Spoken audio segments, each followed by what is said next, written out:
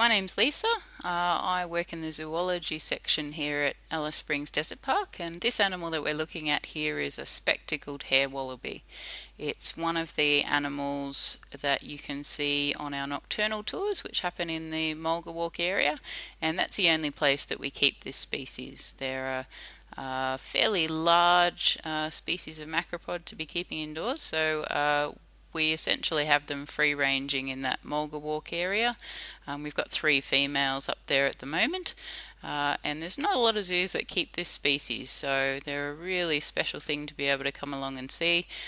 Really beautiful red, reddy orange ring around their eye, which is where they get their name from. Looks as though they're wearing spectacles.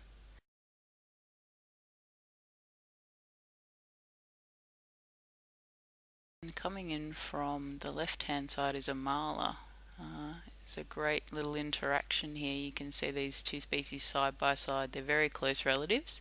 The spectacled hare wallaby on the right's much larger, as you can see, which is possibly why it's still fairly secure in the wild, while the marla on the left there is essentially extinct in the wild and only now exists in captive populations.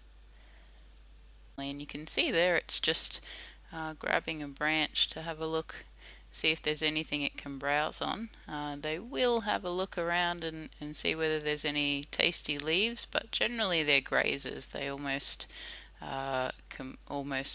always eat grasses and herbs.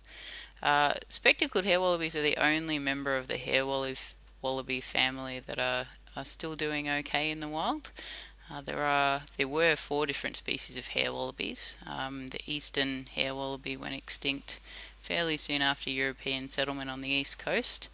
And then we had the central hare wallaby, which we don't know hardly anything about. The only thing we have of that is a single skull specimen.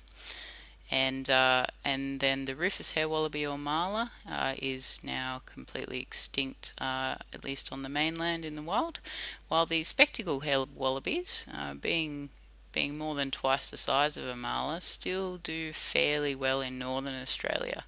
They were first collected by Europeans in the West Macdonnell Ranges, and their range has contracted northward. So the southern limit of their range is now closer to Tennant Creek, but they're still relatively secure in some parts of the top end, as well as central and western Queensland, and they do go across into WA as well. They don't need to drink at all, so they're well adapted for dry areas. They get all the moisture that they need from their food.